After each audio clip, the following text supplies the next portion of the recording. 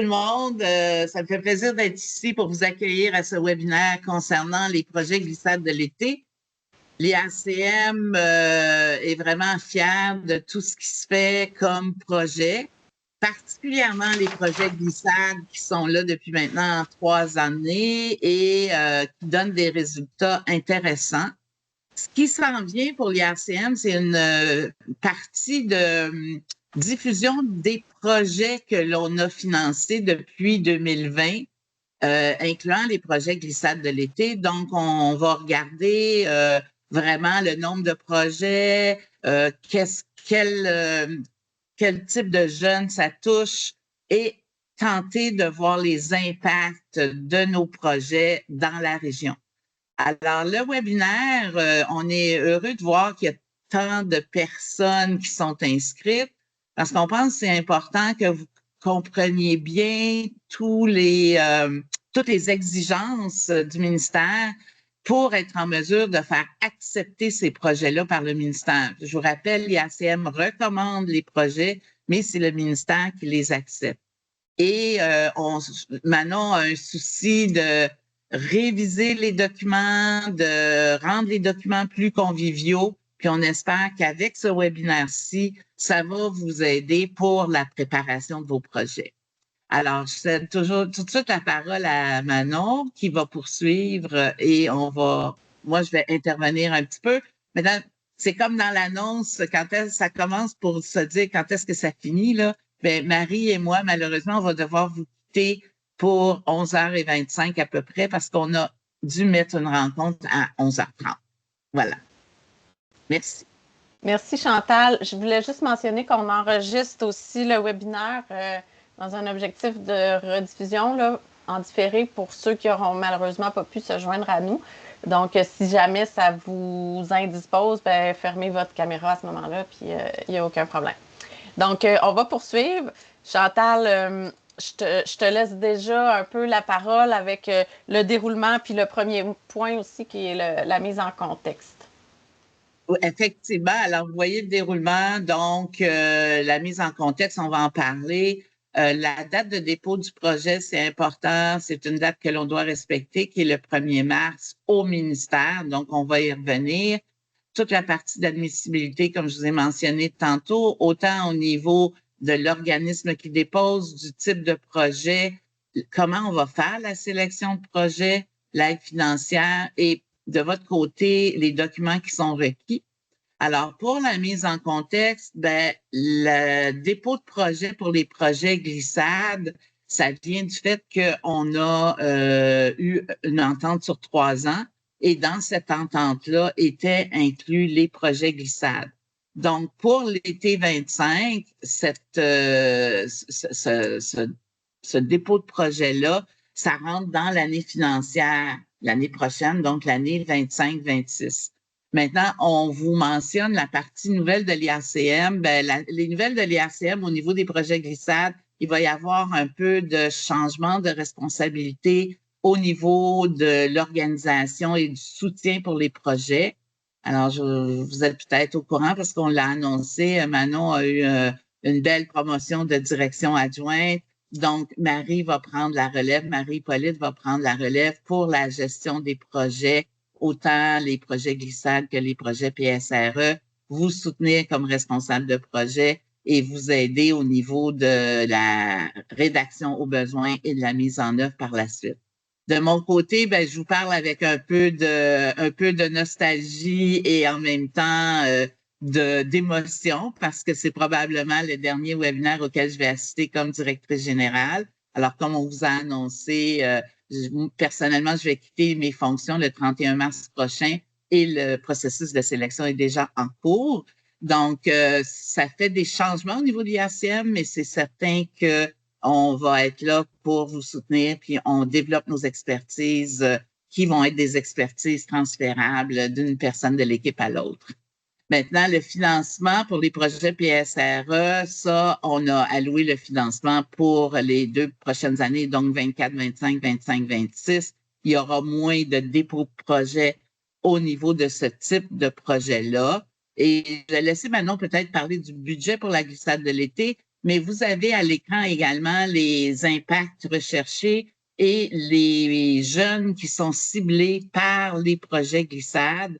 Donc, les jeunes un peu plus vulnérables, besoins particuliers, les jeunes pour qui le français n'est pas la langue maternelle et des jeunes qui ont moins d'accès aux ressources et aux activités durant l'été. Et ça, c'est démontré par les recherches que les jeunes qui ont moins de ressources perdent plus d'apprentissage. Donc, le pourcentage de perte d'apprentissage est plus élevé. Alors, voilà un peu de mon côté. Manon, je te laisse la partie budgétaire qui est inscrite en contexte. Oui. En fait, c'est juste pour mentionner que le budget qu'on a pour cet appel de projet-ci au niveau de la glissade de l'été, c'est environ 400 000.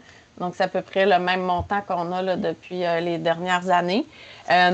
Pour l'information qui était comme à droite, c'était juste pour rappeler que les projets de glissade de l'été sont là. Pourquoi? C'est vraiment pour contrer le phénomène de la glissade de l'été qu'on appelle, qui est la perte des acquis pendant la période là, estivale. Quand on dit impact sur les compétences, c'est que les études, ou en tout cas ce qui est écrit par rapport à ce phénomène-là, c'est que les impacts sont souvent sur la lecture, l'écriture et les mathématiques. On s'entend que les projets n'ont pas à nécessairement agir directement. C'est pas obligé d'être des projets de lecture, d'écriture ou de mathématiques, mais les effets du phénomène de la glissade de l'été, c'est là-dessus qui ont le plus d'impact selon ce qui est écrit. Et les jeunes là, qui sont touchés, Chantal vous en a parlé un petit peu, puis on va y revenir plus tard. Fait que sur ce, je vais laisser Marie vous présenter là, les principales informations par rapport au dépôt de projet de la glissade. Oui. Bon, alors, je fais mes débuts. Manon et Chantal sont là pour me soutenir si jamais j'ai des petites questions. En fait, c'est le dépôt du projet en bref. Donc, je pense qu'il y a plusieurs d'entre vous qui ont déjà déposé des projets. Donc, ce sera peut-être il y a des petits changements quand même. Donc, la date limite de dépôt de projet cette année est le 31 janvier 2025 à minuit. Les documents sont déjà déposés sur le site. Le montant maximum pour les projets cette année sont de 50 000. Donc, ça, c'est un changement, si j'ai bien compris, par rapport à l'an dernier. Donc, 50 000 par projet. Et la contribution du milieu est recommandée, mais n'est pas obligatoire. Donc, ce qui veut dire que l'IRCM peut financer le projet à 100 Est-ce que les projets pluriannuels? Non, ils ne sont pas. Donc, les projets déposés sont vraiment des projets pour la glissade d'été. Donc, avec une date de début en avril, le 1er avril, et puis la fin des projets le 31 août 2025. Et puis, la reddition de compte, comme toujours, c'est un mois plus tard. Donc, comme je disais tantôt, les documents à remettre sont déjà déposés sur notre site. Vous allez trouver tout ça là. Donc, il y a le formulaire et la grille budgétaire qui a été révisée un petit peu plus convivial. Ça va prendre, comme d'habitude, la résolution du CA. L'appui du milieu scolaire est obligatoire, mais même si les centres de services scolaires et commissions scolaires, là, dans le cas des côtés anglophones, l'appui est obligatoire, mais les centres n'ont pas à être directement impliqués dans le projet. Par contre, leur engagement est essentiel.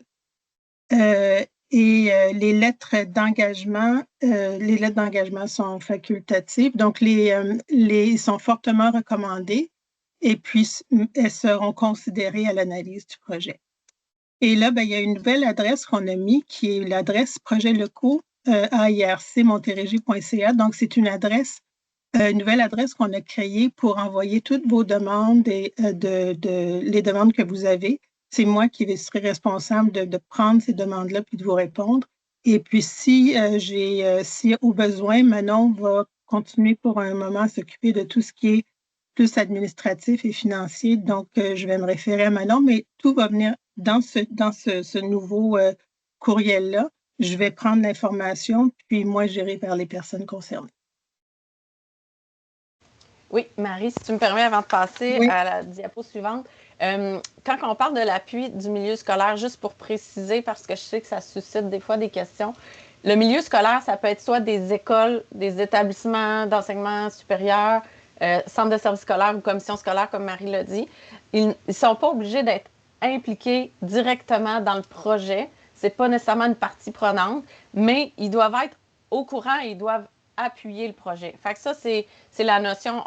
C'était là l'année dernière, mais ça l'est encore cette année. Puis je vous dirais, l'année dernière, ça avait bien été. On était un peu flexible sur ça, mais les gens n'ont tellement pas eu de problème que cette année, c'est vraiment obligatoire d'avoir l'appui. Donc, ça prend une lettre ou un courriel. Ce n'est pas obligé d'être une lettre là, très, très officielle. Ça peut être un courriel que vous nous faites parvenir. Alors, je voulais juste faire la petite précision à ce niveau-là. Puis les lettres d'engagement, ben, c'est des partenaires vraiment impliqués dans le projet. Puis on dit que c'est facultatif, comme Marie l'a mentionné. C'est sûr que les gens qui ont des lettres d'engagement des partenaires, ben c'est considéré là, dans l'analyse qu'on parlera plus tard dans la présentation. Fait que je te laisse poursuivre, Marie, à moins qu'il y ait des questions jusqu'à maintenant. OK, merci, Manon. Je vois pas de main levée, fait que je te laisse aller. Non, c'est ça, je regarde de mon côté. Bon, ben, on poursuit. Donc, pour les projets admissibles, alors, ben, la période de réalisation des projets, c'est la glissade d'été. Donc, les projets doivent être réalisés durant cette période-là. Donc, entre le 1er avril et le 31 août. C'est écrit 2024, mais c'est 2025. C'est ça.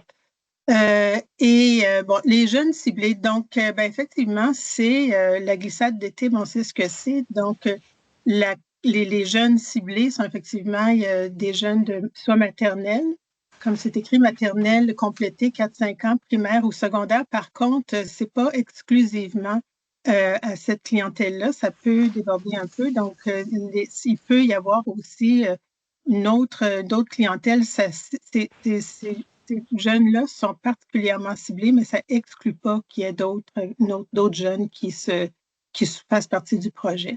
Et les objectifs, ben, les projets déposés doivent rencontrer plusieurs objectifs. Donc, maintenir, comme c'est écrit, solidifier les compétences acquises durant l'année. Donc, littératie, numératie. Alors, c'est exactement ce à quoi sert la glissade.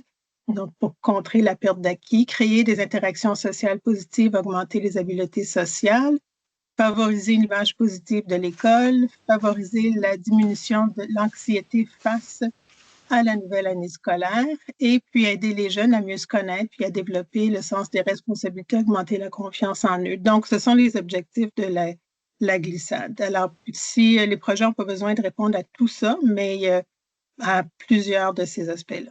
C'est bien ça, Manon? Oui, en fait, c'est les objectifs qui sont visés. Le projet peut se concentrer sur un ou plusieurs de ces objectifs-là. Mais il faut vraiment qu'on se retrouve à l'intérieur de ça.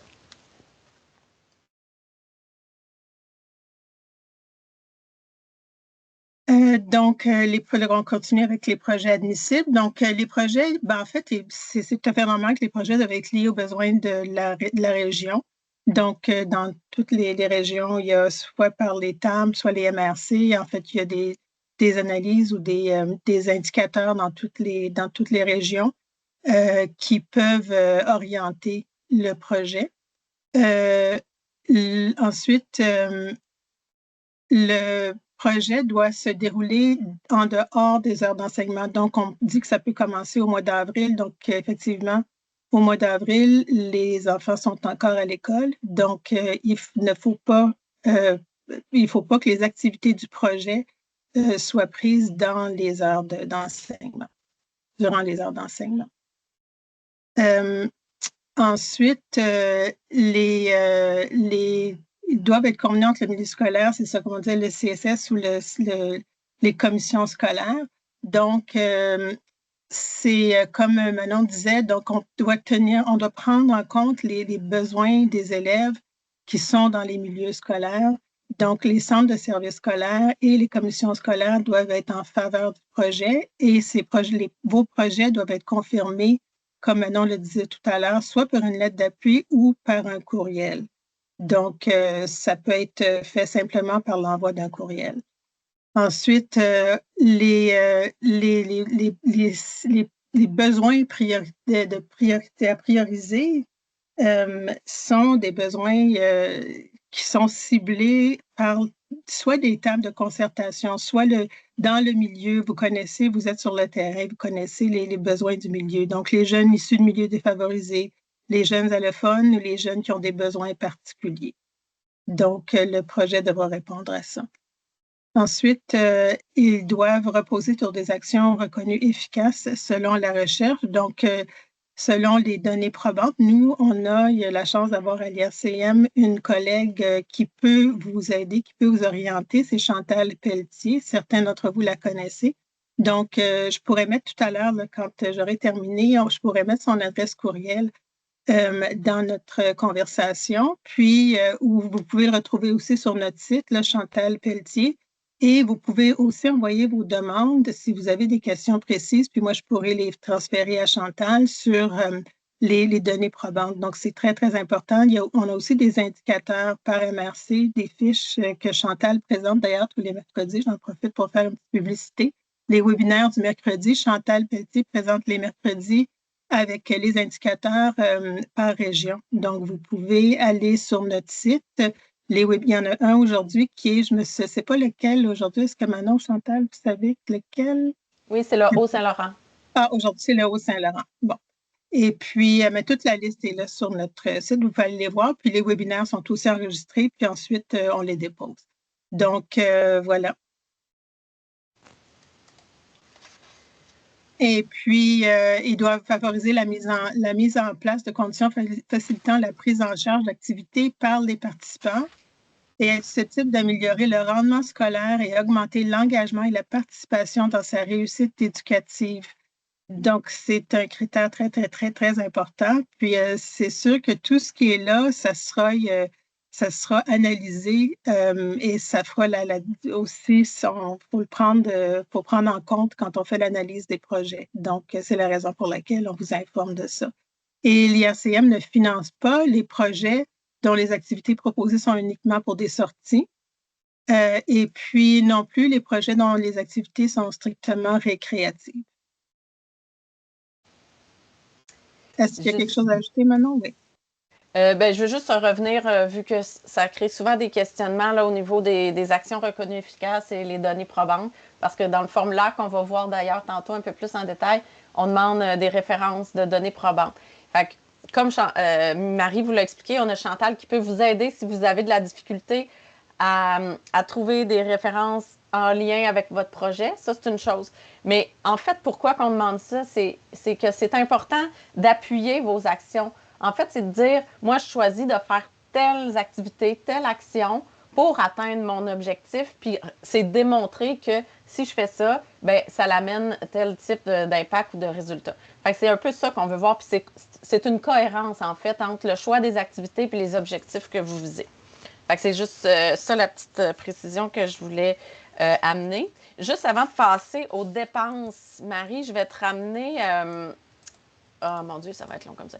Je vais ramener juste aux organisations éligibles. Oui.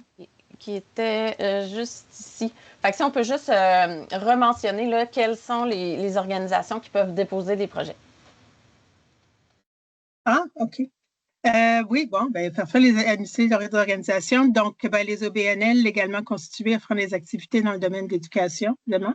Les municipalités, les MRC, les centres de services scolaires, CSS, et puis les commissions scolaires, les établissements d'enseignement, et puis les fondations et les écoles d'établissement. Donc, ça prend quand même le NEC. Donc, tous les organismes doivent avoir un NEC puis être reconnus. Donc, et les organismes qui sont non admissibles, les autres professionnels, les organisations politiques, les organisations syndicales, les organismes inscrits au RENA. Puis le RENA, ce sont, je ne sais pas, je ne me souviens pas maintenant, en fait, je sais que c'est les organismes qui sont inscrits dans un registre comme quoi ils ont été fautifs, là, mais je ne sais pas. Oui, c'est le registre des entreprises non admissibles. Registre des entreprises non admissibles, voilà, c'est ça. Et puis, Ensuite, les organismes qui, au cours des deux années précédant la demande d'aide financière, n'ont pas... ça, c'est le RENA, c'est ça? Je ne sais pas si automatiquement, probablement qu'ils sont dans le RENA, mais en tout cas, ceux qui n'ont pas respecté leurs obligations là, auprès du ministère. Hein, c'est ça, OK, c'est ça. Je pense que j'ai regardé ce que c'était, il y avait ça, mais il y avait autre chose aussi. Mais le document RENA est en ligne, donc vous pouvez aller le consulter au besoin. Je ne pense pas que ce soit votre cas, mais quand même, si ça vous intéresse. Les organismes qui ne satisfont pas aux exigences élevées d'intégrité auxquelles le public est en droit de s'attendre d'un bénéficiaire ou d'une aide financière versée à même des fonds publics. Et les organismes qui n'ont pas d'établissement au Québec. Alors, c'est les organisations non admissibles. Vous avez peut-être remarqué, il y a des organisations là, avec une petite étoile rouge, les MRC, municipalités, les centres de services scolaires, etc. En fait, pourquoi il y a une étoile rouge? C'est qu'il faut vraiment s'assurer que les projets qui sont déposés par ces organismes-là ne viennent pas remplacer des services que ces organismes-là doivent offrir d'emblée de par leur mission. Fait que le projet ne doit pas remplacer là, la mission d'un établissement ou d'un autre là, dans ceux qui sont identifiés par une étoile rouge. Donc, on serait rendu à présenter l'admissibilité des dépenses. Mais juste avant, si jamais, est-ce qu'il y a des questions jusqu'à maintenant sur les projets, sur les organismes admissibles? C'est sûr que je reconnais quelques personnes ici qui sont déjà habituées. Fait que c'est pour ça qu'il y a certaines choses qu'on passe plus vite, mais n'hésitez pas, si vous êtes nouveau, là, de poser vos questions. On est là pour ça. Une question, Caroline. Oui. Oui, bonjour, Caroline, je suis de la Maison des Jeunes de Beauharnois. Ma question, c'est dans votre sélection des projets, est-ce que vous allez tenir compte d'avoir une variété dans les territoires choisis? Oui, en fait, on va revenir un petit peu plus loin. C'est dans nos règles de priorisation.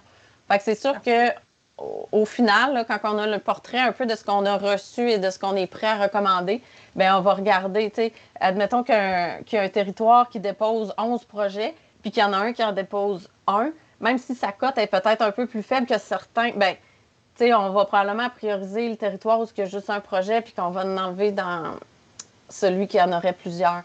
Fait que dans ce sens-là, oui. C'est sûr qu'un projet qui ne répond pas aux critères puis qui n'est pas comme prêt à être déposé selon nous, ben là, on n'acceptera pas, entre guillemets, n'importe quoi. Mais avec la qualité des projets présentés, c'est sûr qu'on regarde qu'il y a une répartition au niveau du territoire.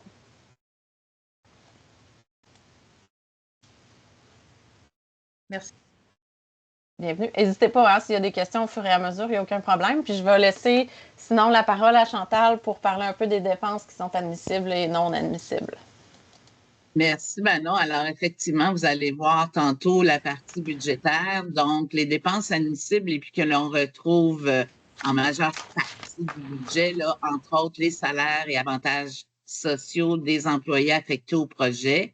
Maintenant, on sait bien que les budgets, ce sont des estimations de dépenses. Donc, au niveau salarial, il faut estimer un salaire, mais qui est l'équivalent des salaires qui sont versés dans vos organisations déjà et non pas, mettons, des salaires qui viennent du privé et qui sont beaucoup plus élevés peut-être que les nôtres. Donc, il faut avoir vraiment une estimation de salaire raisonnable. Ensuite, tous les frais qui sont liés à la réalisation du projet. Alors, si ça prend du matériel, des fournitures de bureau, si ça prend un local spécifique, il ne faut pas non plus que ce type de dépense-là représente 80% du budget. Il faut que ce soit encore là dans un élément raisonnable du budget, mais c'est admissible. Honoraires professionnels, si vous devez faire affaire avec des experts pour différentes actions dans le projet, c'est admissible également. Et tous les frais de déplacement de transport, mais encore une fois avec des barèmes.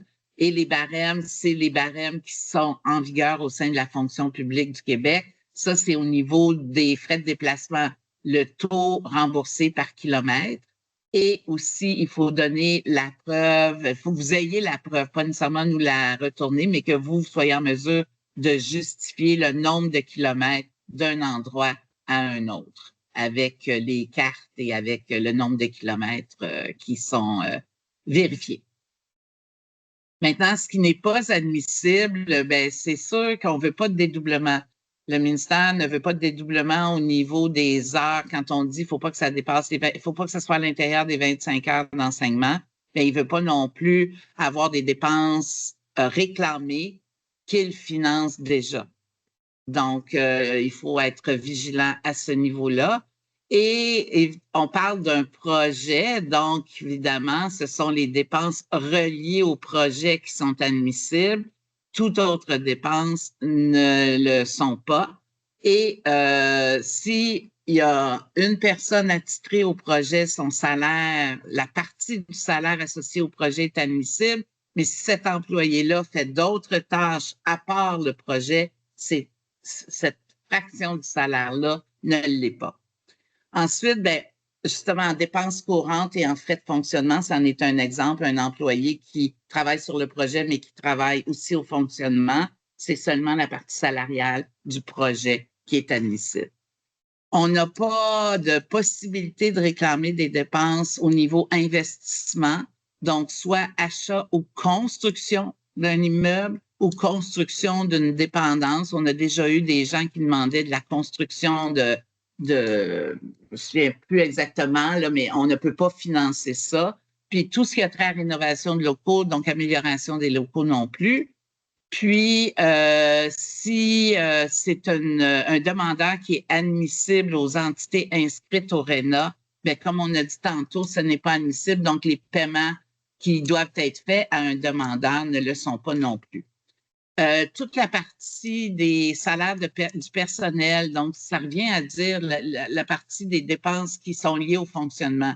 Donc, le personnel du réseau de l'éducation puis les frais de libération d'un enseignant, c'est pas admissible au niveau du budget qui doit être déposé. Puis l'achat d'équipements informatiques, encore là, il peut y avoir des dépenses admissibles pour l'achat d'équipements informatiques, mais en autant que le projet justifie ces achats-là. On ne finance pas de l'achat d'équipements informatiques, c'est autre que pour le projet. Et finalement, les participants au projet, on ne rémunère pas les participants au projet, donc des jeunes qui participent au projet n'ont pas de rémunération. Et finalement, les dépenses avant l'acceptation du projet par le ministère ne sont pas financées. Donc, cet élément-là, c'est important. Nous, on dépose des projets pour le 1er mars. Habituellement, l'acceptation, on l'a 4 semaines plus tard. Donc, vous devez attendre la confirmation de l'IRCM comme quoi votre projet est accepté avant de commencer les dépenses budgétées. Puis, évidemment, pas de dépenses qui visent à combler un déficit. Donc, un déficit, c'est si les dépenses sont plus élevées que le financement accordé. Et la partie amortissement, comme les immobilisations ne sont pas admissibles, l'amortissement ne l'est pas non plus. Puis, s'il y a une dette et qu'il y a des intérêts reliés à la dette ou il y a des montants de remboursement d'emprunt, bien, c'est sûr que si votre organisme doit rembourser des emprunts, fait face à des intérêts, on ne peut pas mettre ça en dépenses admissibles.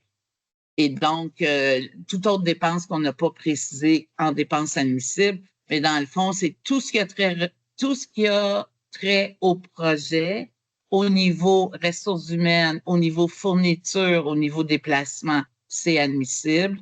Tout ce qui n'a pas trait au projet ne l'est pas. Puis les investissements en immobilisation ne le sont pas non plus, en gros. Est-ce qu'il y aurait des questions sur ce sujet de financement? Manon? Merci, Chantal. C'est bon? Oui, je vais continuer avec quelques petites précisions par rapport aux dépenses, justement, parce qu'il y a souvent des questions, les mêmes questions qui reviennent sur des sujets précis. Donc, premièrement, au niveau des dépenses, les dépenses en ressources humaines, donc des salaires, c'est les seules dépenses qui peuvent représenter 100% de la demande de financement. Donc, par exemple, si vous déposez un projet puis que c'est juste pour, c'est pour payer des ressources humaines, c'est correct. Si vous déposez un projet puis c'est pour demander uniquement des frais, par exemple, de transport ou d'achat de matériel, ben ça ne fonctionnera pas. Il faut un minimum aussi de ressources humaines. Fait que, autrement dit, comme Chantal l'a mentionné, mais je le répète parce que c'est super important, les dépenses que vous présentez dans votre budget, ça doit représenter une proportion raisonnable du budget, considérant la nature du projet puis son envergure. Puis d'aller à l'essentiel. Ce que vous mettez en dépense, ben, ça doit être essentiel à la viabilité du projet. C'est sûr qu'il y a souvent des bonifications puis des choses, le fun, mais c'est sûr que nous, avec les budgets qu'on a versus les demandes, à un moment donné, il faut faire des choix. Donc, dites-vous, est-ce que cette dépense-là, si je l'enlève, est-ce que mon projet est encore viable? Fait que c'est un peu l'esprit qu'on va avoir parce que nous, c'est sûr qu'on va questionner. Je prends souvent l'exemple des vidéos promotionnelles ou des vidéos souvenirs. C'est le fun, mais est-ce que c'est essentiel? Puis souvent, ta production vidéo, c'est quand même super cher. Fait que ça se peut qu'on questionne certains montants que vous mettez dans votre budget. Ça se peut qu'on les remette en cause, puis ça se peut qu'on les refuse aussi. Puis dans ces cas-là, ben, c'est sûr qu'on va avoir un échange avec vous.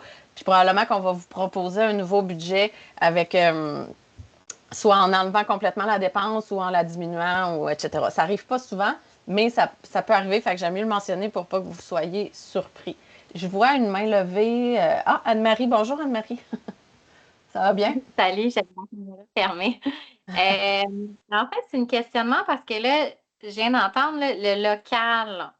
On pourrait avoir un montant comme d'1 000 pour un été complet, si c'est à peu près 10 du montant qu'on demande. Est-ce que ça passe ou c'est trop? Si ça l'aide à la viabilité du c'est projet. Correct. Tantôt, quand on va regarder, je pense que j'en parle plus loin, la répartition des montants avec les partenaires, tout ça, ben, si vous avez un local, c'est sûr que les dépenses reliées au local sont admissibles. Si c'est quelqu'un qui vous prête un local, ben, vous pouvez estimer qu'est-ce que ça vaut ce local-là, puis ça peut être la partie de la contribution du partenaire. Si vous ne payez pas un local comme tel, ben mettez pas un montant de financement, mais vous pouvez le mettre soit dans la partie du fiduciaire, donc c'est votre local, ça vaut à peu près tant pour le temps que vous l'utilisez, etc. Fait que ça, oui, mais si vous payez vraiment une partie de vos frais, ben vous pouvez le mettre aussi dans le budget. Okay, ce qu'on voulait dire tantôt avec les locaux, c'est qu'on ne paye pas pour de la rénovation des locaux. OK. Exemple que les écoles nous prêtent l'école, mais qu'ils nous chargent 1 000 $ pour l'été chacune. On est comme à 2 000, puis les assurances sont très chères parce qu'on est comme dans une école. Est-ce que ça aussi, on se mettre un petit montant? Est-ce que c'est cool? Après ça, le reste, nous autres, ça serait comme de la ressource humaine, surtout, là, par rapport à des... Mais c'est sûr que si je dis quelque chose qui n'a pas de bon sens, là, mais mettons que ton budget, ton projet, en tout, c'est 2 000 $ puis que tu as 1 000 $ de local, ben là, on va le regarder. Mais tu sais, sur l'ensemble de ton projet, si tu as 1 000 $ pour le local, c'est correct. Puis que c'est expliqué. Tu sais, si tu mets juste 1 000 $, ben là, nous, on va faire OK, c'est quoi ça? Ben, tu peux m'expliquer ce que tu viens de me dire. Tu sais, dans le fond, c'est les écoles qui nous chargent tant, puis il y a des assurances, blablabla. Fait que ça, il n'y a pas de problème. Dans un contexte ici, si je voudrais avoir du matériel pour filmer, pour qu'une orthophoniste puisse donner du soutien après ça à distance, est-ce que ça rentre dans le matériel informatique qui serait admissible ou pas? Ben ça rentre. Ça n'a pas besoin d'être une caméra qualité, là, vraiment juste comme avoir un petit matériel pour pouvoir transmettre l'information à une orthophoniste, exemple. Bien, ça rentre dans mes dépenses sensibles ici, là, mon sujet que j'allais aborder. Souvent, ça va être du cas par cas. Ça va dépendre justement de la nature du projet, tu sais, c'est quoi l'utilité du matériel, puis qu'est-ce qui va arriver avec ce matériel-là après le projet.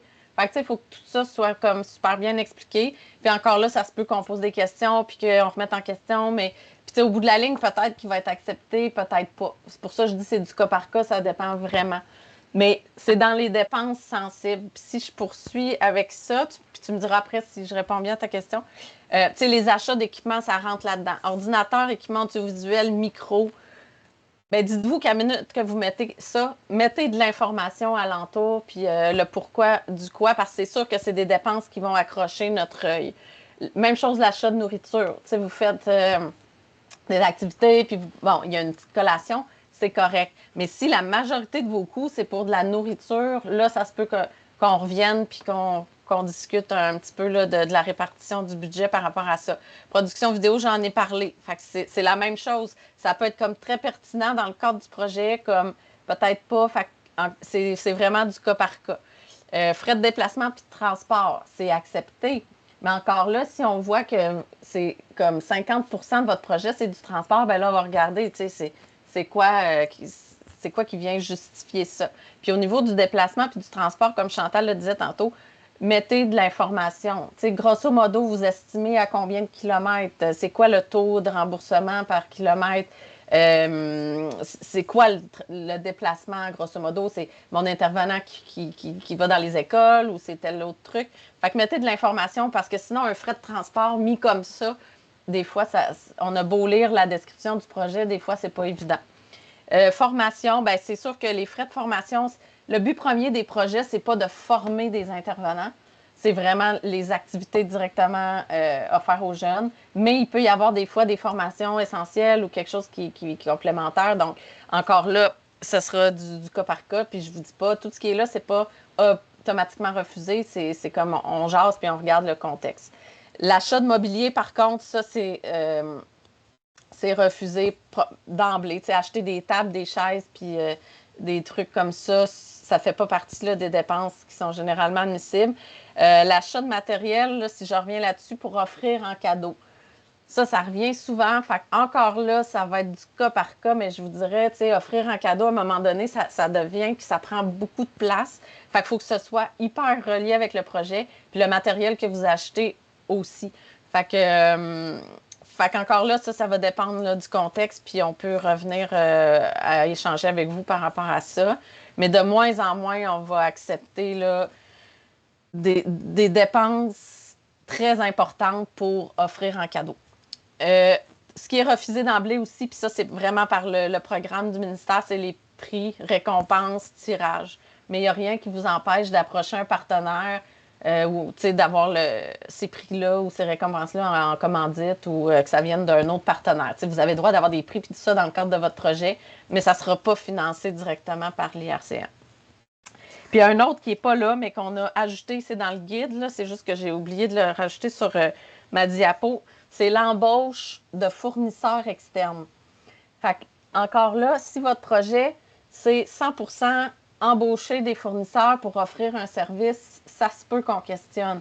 Je vous donne un exemple, un organisme qui veut organiser des activités littéraires, puis qui embauche, là, je connais pas toutes il y a des entreprises qui font ça là, pour raconter des histoires ou faire de l'animation. Ben, ça se peut qu'on questionne. Tu sais, s'il y en a un ou deux qui sont invités dans le cadre de votre projet, c'est correct. Mais si ce n'est que ça, là, on va questionner. Puis, tu sais, posez-vous la question, est-ce que ce type d'activité-là, je dois absolument faire affaire avec ce fournisseur-là, ou il y a quelqu'un à l'interne qui peut le faire, ou j'ai d'autres organismes communautaires sur mon territoire qui pourraient offrir le service. Fait que c'est un peu la réflexion qu'on veut amener avec ça. Puis, ben, tu sais, quand je parle de fournisseurs externes, c'est entreprises privées, travailleurs autonomes. Fait que faites attention à la répartition puis aux gens. Mais c'est sûr qu'encore là, ça va dépendre de la nature du projet. Je pense au projet de stimulation de langage, d'orthophonie communautaire. C'est sûr qu'il y a des orthophonistes qui vont être impliqués puis que vous allez payer. Fait que ça, c'est sûr que c'est pas... Tu sais, on le considère aussi. Fait que ça ne sera pas nécessairement refusé. Mais c'est juste de voir selon la nature, puis qu'est-ce qui fait du sens ou pas. Fait que ça fait le tour de mes dépenses sensibles. Je vois une main. Ben c'est Nathalie. Bonjour, Nathalie. Bon. Nathalie. Bon, c'est ou la caméra ou le micro qui fonctionne sur moi. D'accord. Alors, bonjour, allô Manon. Alors, bonjour. C'est un peu sur faire du pouce la même chose parce que nous, dans les ateliers avec la caravane du bonheur, là, en littératie, numératie, moi, j'ai comme deux membres de l'équipe. Est-ce que vous m'entendez? Oui. OK. J'ai comme deux membres de l'équipe là, qui viennent de façon ponctuelle, qui sont des contractuels parce qu'elles ne travaillent pas comme salariés. Fait que ça fonctionne à ce moment-là aussi, où vous allez plus questionner, là, comme dans les années passées, là, j'ai des salariés, mais j'ai aussi des contractuels là, qui payent par contrat, là, par facture. Étant donné leur nature de plus professionnelle au niveau photographie, puis pour accompagner nos jeunes à ce moment-là. Oui, c'est ça. C'est comme je dis, c'est pour ça que ces dépenses-là, c'est quasiment du cas par cas, parce qu'il faut voir avec la nature du projet, le contexte, etc. Fait que, mais tu sais, comme je connais ton projet, fait que ça, il y avait pas de problème, puis c'était pas une proportion démesurée non plus au niveau de ces gens-là. Fait que ça, il n'y a pas de problème. Est-ce que ça répond, Nathalie, à ta question? Bon. Merci, désolée. Juste... Alors oui, merci beaucoup. Je vois pas d'autres mains. N'hésitez pas, mes collègues Chantal et Marie, de m'avertir si vous voyez des mains. Je vais poursuivre tout de suite avec la sélection des projets. Donc, on y fait allusion depuis le début un petit peu qu'une fois qu'on va avoir reçu les projets le 31 janvier, ben tous ces projets-là vont être présentés en fait au comité de sélection, là, au sous-comité de sélection des projets qui vont analyser chacun des projets à partir d'une même grille. Fait que la première étape, c'est vraiment lire, analyser les projets avec les mêmes critères pour en arriver à une cote. Fait qu'il va vraiment avoir des cotes là, sur les critères que vous voyez à l'écran. Fait que la première étape, c'est vraiment mathématique pour un peu classifier les projets. Fait que je vous parle rapidement de chacun de ces critères-là qui vont être évalués. Ça va vous donner aussi une idée de la proportion, de l'importance qui va être mise sur ces éléments-là. Donc, le détail de la grille en lien avec chacun des éléments que vous voyez, vous allez la retrouver à l'annexe 2 du guide. Fait que vous allez avoir les mêmes éléments, mais avec chacun des critères, là, puis le pointage associé aux éléments. Donc, évidemment, la qualité du projet, donc, qui est pour 25 de la note, là, je vais dire note, là, mais c'est une cote en tout cas. Donc, évidemment, de bien décrire votre projet. C'est quoi les activités qui sont proposées, que ce soit clair. Est-ce que vos actions sont reconnues efficaces? On en a parlé tantôt, selon la recherche, avec un appui de données probantes pertinentes. Est-ce que dans l'ensemble, vos activités sont cohérentes avec les objectifs visés? Puis, est-ce qu'une notion cette année aussi qu'on va regarder plus particulièrement, c'est la récurrence pour un même jeune? Est-ce qu'un même jeune va recevoir vos services ou vos activités, par exemple, une fois par jour? Est-ce que c'est quelques fois par semaine? Est-ce que c'est une fois durant l'été? Parce que des fois, il y a des roulements de jeunes, ce qui fait qu'au total, un même jeune a peut-être accès aux activités une fois. Donc, l'intensité de service, que j'appelle, va être regardée aussi au niveau de la qualité du projet. Ensuite, on tombe au niveau des groupes de jeunes visés. Donc, on en a parlé tantôt, les jeunes vulnérables, ça, c'est un 20 Donc, il faut vraiment décrire c'est quoi le profil des jeunes qui est visé par votre projet. Puis sans s'y limiter, là, mais est-ce que c'est des élèves à risque de subir un recul qui est plus marqué durant l'été? Puis si oui, de spécifier c'est quoi la vulnérabilité des jeunes que vous visez.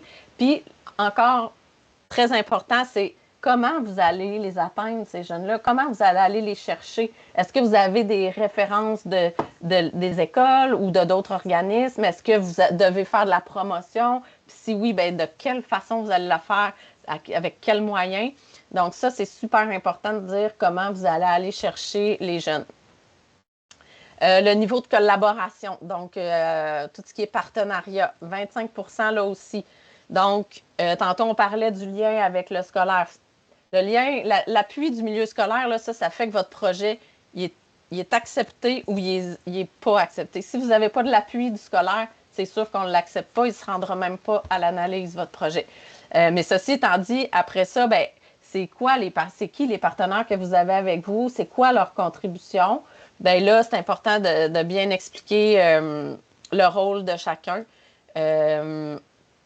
Et voilà. C'est sûr, on n'oblige pas d'avoir des partenaires, mais encore là, si vous allez voir les critères, les éléments qui vont être considérés, bien, c'est sûr qu'un projet avec des partenaires qui contribuent bien, va coter plus fort, entre guillemets, qu'un projet qui n'a aucun partenaire puis qui fonctionne tout seul. Les résultats prévus, un 15 Donc, est-ce que c'est clair ce que vous visez avec votre projet? Est-ce que c'est réaliste? Ça, c'est super important. Tu sais, entre avoir une dizaine de résultats, mais que c'est pas clair, puis qu'on se dit comment ils vont faire pour mesurer ça, versus 2, 3 résultats prévus, bien décrits, que c'est prévu, comment vous allez mesurer tout ça, ben ça vaut plus. Fait que c'est important que vos résultats soient clairs, réalistes, mesurables, puis que ce soit décliné de façon quantitative et qualitative.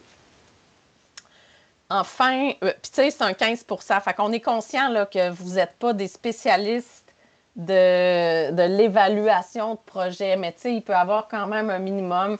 Tu sais, depuis les années qu'on le fait, tu sais, on le voit que les gens ont quand même des systèmes qui se mettent en place pour calculer bon, tu sais, les présences, les ci, les ça. Je ne peux pas vous donner tous les exemples, mais il y a des façons de faire qui sont quand même assez simples, là, sans aller dans des grandes analyses universitaires pour mesurer les impacts des projets. Qui d'ailleurs, ça, c'est un objectif qu'on a peut-être à l'IRCM, d'aider puis d'aller plus loin au niveau des impacts de nos projets, mais ça, c'est un autre dossier, mais qui va être quand même intéressant éventuellement d'aller voir. Qualité du budget, c'est le dernier élément qu'on regarde au niveau de l'analyse, qui est un 15 %. Donc, encore là, le budget doit démontrer l'ensemble le plus possible des coûts. Fait que si vous avez, si vous demandez un financement à 100 %, ça ne sera pas compliqué. C'est la première colonne IRCM financement.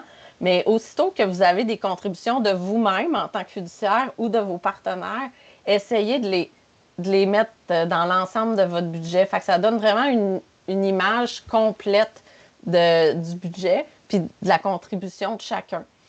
Puis après ça, tu sais, il y a des coûts que, allez-y avec une estimation. Là, on parlait de locaux tantôt, vous pouvez y aller avec un estimé. Si vous avez un partenaire qui vous prête des ressources, qui vous prête du matériel, ça a une valeur. Il ne vous le charge pas nécessairement, mais ça a une valeur. Fait que c'est ça qu'on veut que vous incluez, qui doit être inclus dans le budget le plus possible. Puis, au final, le budget, c'est qu'il respecte évidemment tout ce qu'on a dit tantôt, qui sont conformes puis réalistes par rapport à la nature puis l'envergure de votre projet. Fait que ça fait le tour, grosso modo, de l'analyse comme telle. Est-ce que vous avez des questions par rapport au point d'analyse, la grille d'analyse, en fait, qui est dans votre guide aussi? Puis le guide, là, prenez le temps de le lire avant de remplir votre formulaire, ou en tout cas, lisez-le en parallèle parce qu'il y a beaucoup d'informations. Tu sais, aujourd'hui, on reprend dans l'ensemble ce qui est dans le guide, mais vous avez des petits détails qui sont spécifiés là, puis des fois, c'est important d'en prendre connaissance là, avant de soumettre votre projet. Sinon, je vais continuer avec la suite du processus de sélection. Donc, une fois qu'on a un portrait avec nos cotes, on voit les projets, comment ils sont classifiés là, de 100 %, mettons, les notes à... Je pense que c'est pour la précédente. Oui, Maria.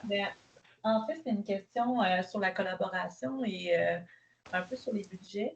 Si on collabore, mettons, avec la ville pour des entrées éducatives, je peux mettre ça aussi dans mon projet, mettre l'entrée éducative, mais mettre comme on collabore aussi avec la ville pour faire participer un plus grand nombre de jeunes.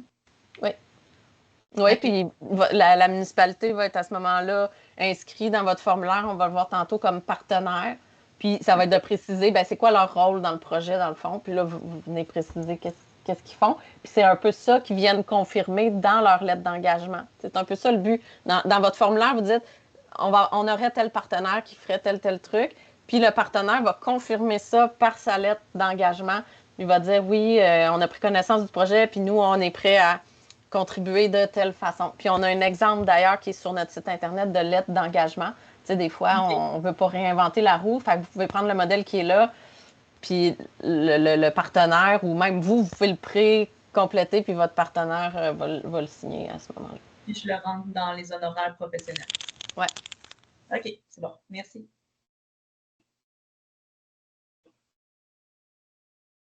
Donc, si je poursuis... donc, une fois qu'on a une première classification, c'est là qu'on va regarder, OK, dans les projets qu'on a versus le budget que j'ai, là, tu sais, des fois, si mon budget couvre l'entièreté des projets qu'on est prêt à recommander, j'ai pas de problème, puis c'est réglé. Mais ça fait longtemps qu'on n'a pas eu cette situation-là. Donc, souvent, il faut prioriser un peu. Fait qu'on va y aller selon les notes. Tu sais, un projet qui reçoit 54 comme note, ben c'est sûr qu'il sera, tu sais, on va regarder ceux qui sont cotés plus haut. Après ça, ben on va regarder un seul projet par organisme. Moi, je vous dirais d'y aller comme ça dès le départ, là, de ne pas déposer plus qu'un projet parce que, tu sais, dernièrement, on a trop de demandes, ce qui fait qu'on veut encourager le plus d'organismes possible. Fait qu'on va limiter à un projet par organisme. Après ça, on va prioriser les projets qui s'adressent aux élèves scolarisés, comme on expliquait tantôt. Fait qu'on n'exclut pas la petite enfance, mais c'est sûr que à choisir, on va choisir des projets qui s'adressent majoritairement aux élèves de niveau soit maternelle, primaire ou secondaire. Après ça, le niveau d'intensité, comme je vous disais tantôt, est-ce qu'un même jeune reçoit des services d'une façon quand même régulière ou c'est comme peut-être moins fréquent, fait que ça va avoir un impact. Puis la répartition équitable là, sur le territoire, comme on a parlé tout à l'heure, ça va être regardé aussi. Oui, Anne-Marie. Oui, donc des enfants qui ont déjà fait la maternelle, ça compte? Oui, c'est ça. Ça va, c'est correct? OK, parfait. Maternelle, maternelle 4 ans ou maternelle 5 ans complétée, il n'y a pas de problème. Ensuite, ben, une fois qu'on s'est entendu, le comité sur les projets à recommander, ben, c'est là qu'on va envoyer la recommandation au ministère. On va envoyer cette recommandation-là le 28 février parce que le 1er mars, c'est une fin de semaine, je crois. Donc, ça va être le 28 février. À partir de là, vous comptez à peu près 4 à 6 semaines. Là, les dernières fois, on est plus à 4 semaines pour avoir le résultat.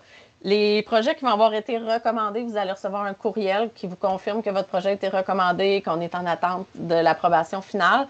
Ceux qui n'auront malheureusement pas été recommandés, vous allez recevoir une lettre qui confirme le tout et qui donne un peu les raisons de la non-recommandation.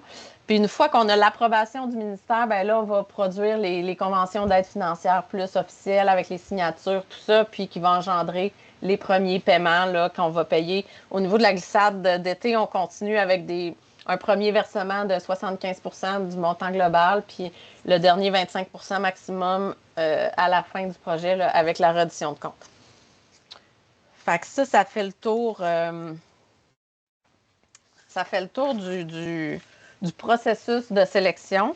Là, je sais que Chantal et Marie doivent quitter. C'est la raison pour laquelle je levais ma main. Donc, je vais vous saluer. Je vous remercie de l'intérêt que vous portez à l'IACM. Je vais vous souhaiter aussi bonne chance dans la rédaction de vos projets. Puis, l'équipe est là pour vous soutenir si jamais vous avez d'autres questions après le webinaire que l'on termine bientôt. Alors, je vous souhaite une bonne journée. Merci. Bonne journée tout le monde. Merci au revoir. Beaucoup. Merci. Bye.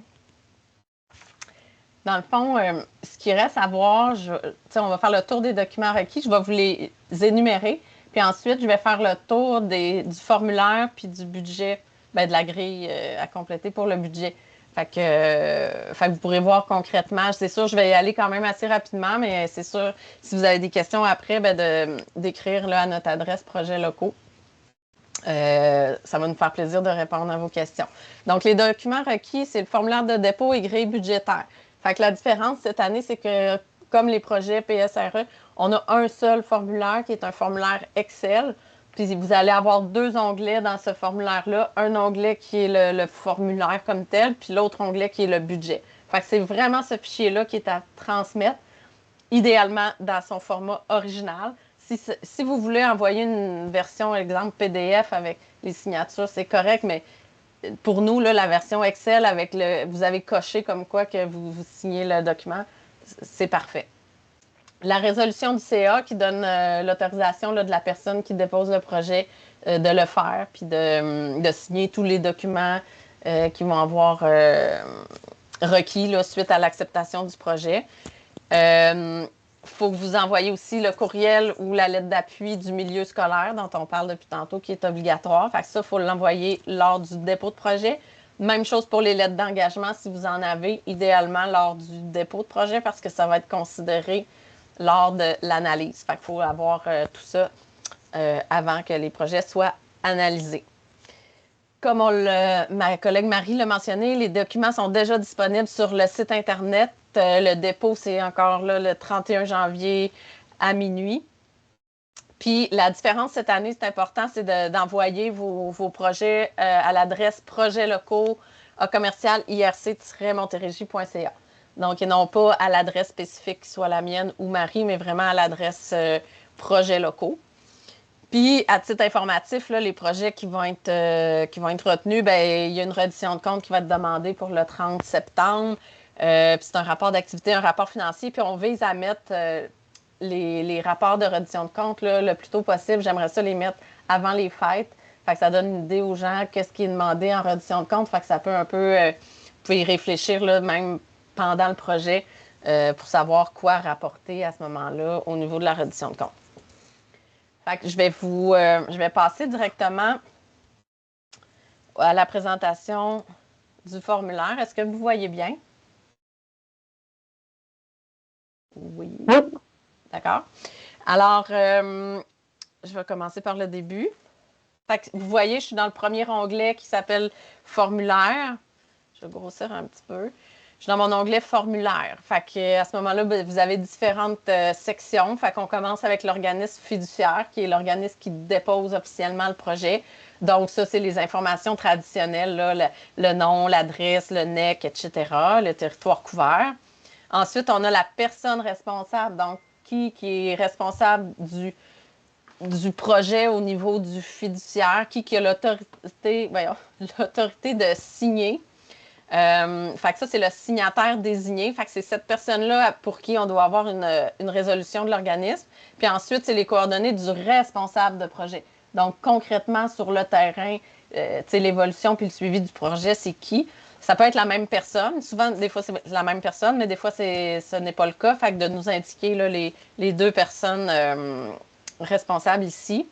Ensuite, on tombe vraiment dans les informations plus au niveau du projet. Donc, le nom du projet, la date de début, la date de fin. Le montant estimé ici va se reporter automatiquement une fois que vous allez avoir fait votre budget. Donc, vous ne pouvez pas écrire ici, là. Habituellement, les cases blanches, c'est là que vous pouvez écrire. Celle-là, elle va se reporter toute seule. Ici, dans le titre du projet, vous voyez, il y a un petit encadré 0 caractère parce que les champs où on a mis des limites de caractère, vous allez le voir ici, si je fais un test, là. Ben là, il me dit, ben j'ai 4 caractères. Fait que si la limite, c'est 100, ben ça vous donne un gauge un peu où est-ce que vous êtes rendu. Le titre du projet, c'est rare, c'est un problème, mais c'est dans d'autres sections, des fois, que c'est plus problématique.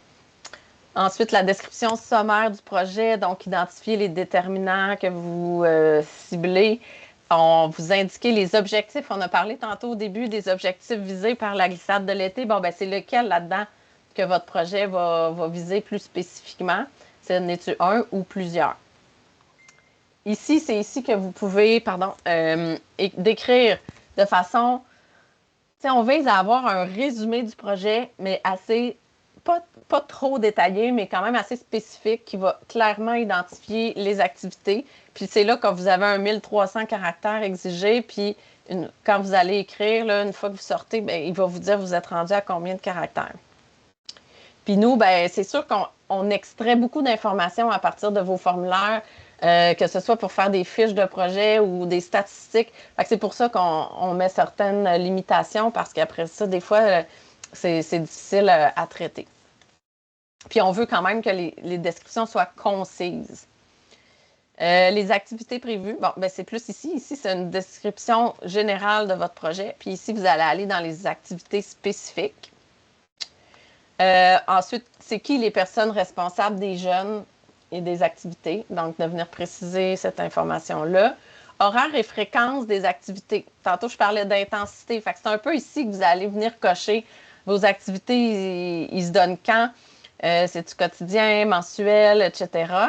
Vous pouvez venir ajouter de l'information si vous voulez préciser. Puis, à quelle fréquence prévoyez-vous que la majorité des jeunes participeront aux activités de ce projet? Fait que ça va être tous les jours, 4 à 6 jours par semaine, 1 à 3 jours par semaine, etc. Puis encore là, vous pouvez venir préciser. Fait que ça, c'est un élément qui est quand même assez nouveau, mais que dans les analyses passées, ça revenait souvent de la part des analystes, les questions par rapport à la fréquence, puis combien de fois. Fait qu'on a décidé d'ajouter un petit peu cet élément-là dans notre formulaire. Besoin du milieu auquel vient répondre le projet. Donc, ici, on ramène le territoire. puis de décrire le milieu dans lequel là, va être réalisé le projet, puis c'est quoi les besoins auxquels vous venez répondre. Donc, c'est un peu qu'est-ce qui est présent dans votre région, puis sur quoi vous vous basez pour créer ce projet-là, dans le fond, puis le mettre en place. Tu sais, ça vient, des fois, ça peut être des trucs concertés par rapport à des plans X, par rapport à la municipalité ou le centre de service scolaire, peu importe. C'est ici que vous pouvez aussi venir mentionner si votre projet est appuyé par une concertation locale.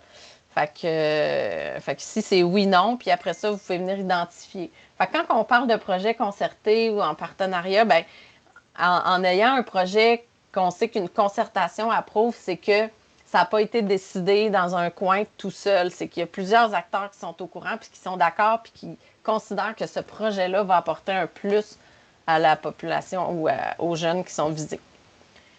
Ensuite, ici, ben, c'est toute la partie des données probantes qu'on a parlé tout à l'heure. Donc, c'est ici que vous pouvez mettre, là, il y a de très gros espaces, là, mais en théorie, ce n'est pas de recopier les recherches ou les documents, c'est de donner les références. Fait qu'ici, on la met justement l'adresse de Chantal qui peut vous aider à ce niveau-là si vous avez de la difficulté à saisir ou à trouver des données probantes. Puis, projets locaux aussi, vous pouvez toujours écrire à cette adresse-là. Puis, au pire, on fait le lien avec Chantal. On a une liste déjà sur le site Internet de références qu'on a mis par rapport à des projets de glissade de l'été sur différents angles. Fait que déjà, de consulter ça, peut-être que ça va vous allumer. Puis, peut-être qu'il y a des choses qui vont s'appliquer à votre projet puis que vous pouvez tout simplement remettre en référence ici. Résultats attendus, comme j'ai mentionné tantôt, c'est ici que vous allez venir les spécifier, idéalement avec les indicateurs qui vont permettre de mesurer ces résultats-là. Et ensuite, c'est la section de tout ce qui est les jeunes visés. Donc, cocher, c'est quoi les facteurs de vulnérabilité qui sont identifiés, les groupes d'âge. Ici, là, c'est sûr que c'est difficile. Puis on parle toujours d'estimer. La réalité pourra être différente. T'sais, on ne peut jamais là, prévoir ça de façon très exacte, puis il peut se passer tellement de choses entre le moment où vous déposez votre projet, puis dans la réalité, puis quand vous le réalisez. Mais au moins, on part avec une idée de départ. Fait que vous pouvez estimer le nombre d'enfants d'âge préscolaire ou de chacun des groupes d'âge qui est indiqué ici. Puis, au niveau des parents aussi, est-ce que vous prévoyez que les parents vont être impliqués? Grosso modo, on pense d'en rejoindre combien? Même chose pour les intervenants. Puis si jamais il y a d'autres personnes qui risquent d'être impliquées ou touchées par le projet, bien, vous pouvez les mentionner ici. Puis quand je vous disais que la stratégie, c'est important de l'identifier, comment vous allez rejoindre ces jeunes-là que vous allez avoir décrit ici, bien, c'est ici que vous pouvez, on dirait juste beaucoup ici. Fait que c'est ici que vous pouvez venir décrire votre stratégie. Puis là, ça, je vous le dis, c'est vraiment super important parce que si vous dites on veut rejoindre tel jeune, on va faire ci, on va faire ça, OK, mais s'il n'y a rien qui nous dit comment vous allez les chercher, bien, c'est sûr qu'il va falloir communiquer avec vous. Fait que ça ajoute certains délais, mais c'est une information que les analystes sur lesquels ils s'attardent beaucoup. Ensuite, tantôt, il y a quelqu'un qui me demandait, on parlait de partenaires. Donc, c'est ici que vous allez pouvoir venir les identifier. Donc, partenaires scolaires. Tantôt, on disait, le milieu scolaire, j'ai besoin de leur appui. Ce n'est pas nécessairement qu'ils sont impliqués, mais ils peuvent l'être impliqués. Fait que si vous avez des partenaires scolaires qui sont réellement impliqués, bien, vous allez cliquer ici, puis vous allez venir sélectionner, OK, bien, moi, c'est mon centre de service scolaire. Puis ici, vous allez dire, c'est quoi son rôle au centre de service scolaire? Bien, exemple, j'ai l'agente de transition qui va venir me référer ou en tout cas, qui va faire tel truc. J'ai une autre personne, là, le directeur, qui fait tel autre truc. Même chose pour les autres partenaires. Donc, venir cocher, c'est de quel milieu proviennent vos partenaires. Puis ensuite, ici, vous pouvez venir lister chacun, par exemple, si vous avez un 6 au niveau de la santé, bien, vous marquez le 6, vous marquez, je ne sais pas, moi, c'est le programme, tel programme, puis ils vont nous aider à tel truc, puis ils vont faire telle chose. Ils vont faire de la formation, ils vont faire des conférences, etc.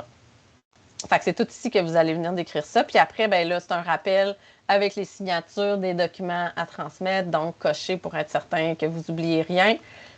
Signature, vous indiquez nom, prénom, la fonction. Puis ici, de cocher, je comprends que la soumission de ce document par courriel constitue ma signature électronique. C'est ça, nous, qui fait foi du fait que vous signez et que vous n'êtes pas obligé de nous envoyer une version PDF signée. Et on rappelle l'adresse à laquelle envoyer le formulaire.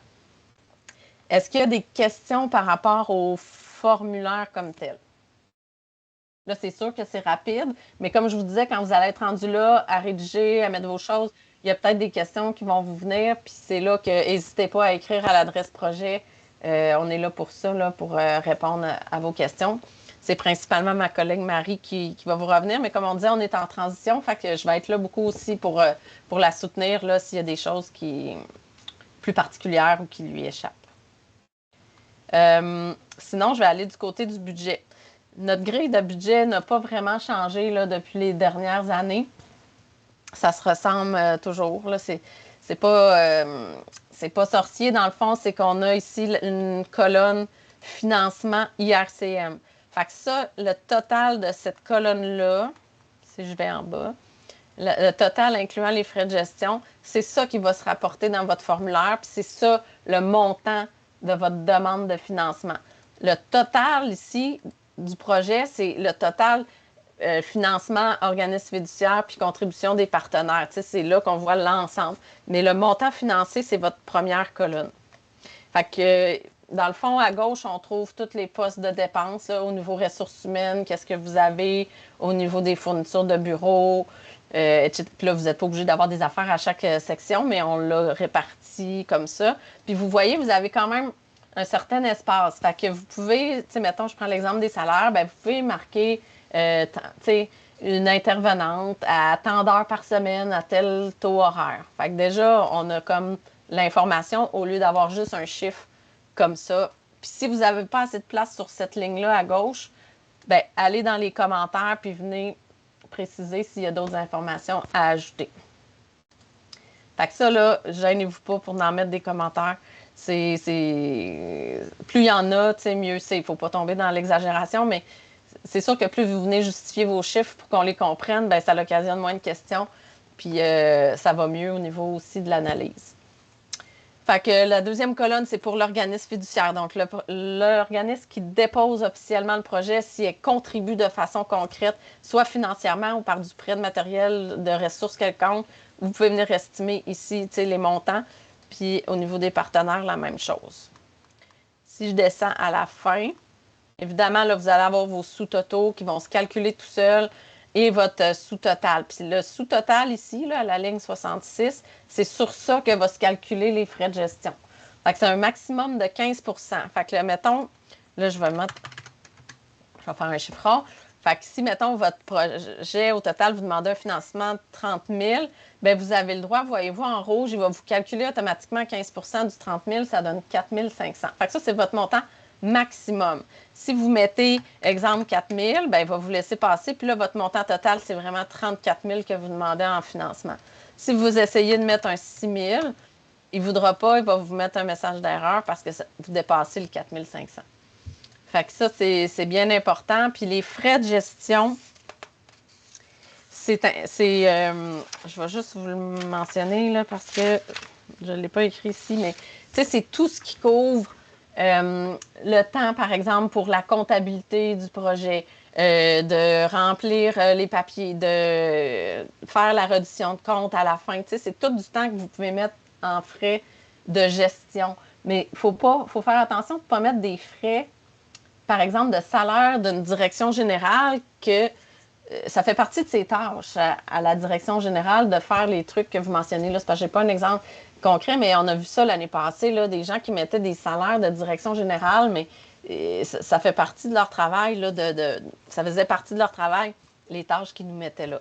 Fait que ça aussi, si vous voulez les préciser, les frais de gestion, vous pouvez le faire. Mais c'est sûr que si on voit qu'il y a des frais qui sont mis en haut, puis que grosso modo, c'est des frais de gestion, puis que là, il y a d'autres frais de gestion. Fait que ça, c'est un élément aussi qu'on va regarder souvent. Fait que moi, ça ferait le tour des éléments du formulaire. Je ne sais pas s'il y a des questions. J'essaie de regarder. Je ne vois pas de main levée. Fait que si je reviens... J'ai une question concernant les frais de gestion. Oui. Mettons, la coordonnatrice qui organise, qui monte le projet, qui fait, le projet, on le monte, puis après ça, faut faire les réservations, il faut faire tout ça. Est-ce que ça rentre là-dedans ou c'est un peu comme le directeur ou que c'est sa tâche première de coordonner? Bien, ça rentre là-dedans, si c'est des tâches très spécifiques au projet. Puis, vous pouvez le mettre en ressources humaines. Les coordonnateurs, souvent, sont mis en ressources humaines. Mais après ça, s'il y a comme toute une partie qui n'est pas inclue là-dedans, mettons qu'elle passe, 2 heures par semaine pour coordonner le projet, exemple. Mais après ça, il y a comme du temps d'inscription, puis tout, mettons, les appels aux parents ou des appels. Bien là, ça peut être des frais de gestion que vous venez mettre en bas. Fait que voilà. Je ne sais pas si ça répond. Oui, ça répond, merci. Bienvenue. Je suis revenue au début. Excusez, je vais me retourner à ma dernière diapositive. Il doit y avoir une façon d'y aller comme direct, mais bon. Ici, voilà. Fait que, comme aide-mémoire, si je reviens avec les points importants à retenir, les dates, évidemment. Donc, le dépôt, aujourd'hui, on lance comme officiellement l'appel de projet, mais vous avez jusqu'au 31 janvier pour déposer votre projet. La date que nous, on va déposer au MEC, c'est le 1er mars, mais je vous le dis, ça va être le 28 février. La réalisation des projets doit se faire entre le 1er avril et le 31 août 25. Il faut qu'il y ait des activités pendant la période estivale. Si c'est un projet qui est, mettons, avril-mai, ça fonctionnera pas. Fait qu'il faut vraiment que ce soit pendant la période estivale. Souvent, avril-mai, il y a de la préparation. C'est correct. Mais il faut que des activités aient lieu pendant l'été. Reddition de compte à prévoir au 30 septembre 25. Puis là, tout ce qui est question, on vous le dit depuis tantôt, sur le site Internet, vous allez avoir les coordonnées, vous avez tous les documents. À la fin du guide, il y a une foire aux questions aussi pour des questions que peut-être qu'on n'aurait pas traitées aujourd'hui. On peut toujours planifier des rencontres Teams ou téléphoniques si vous avez des questions précises par rapport à comment remplir les documents ou en général par rapport au dépôt de projet. Vous pouvez poser vos questions par courriel à l'adresse en bas. Donc, la personne référence principale maintenant, c'est vraiment Marie-Hippolyte. J'ai son numéro de téléphone qui est ici, puis vous pouvez comme toujours communiquer avec elle par rapport à l'appel de projet à l'adresse Projets locaux. Je vois une main à Marie-Pierre.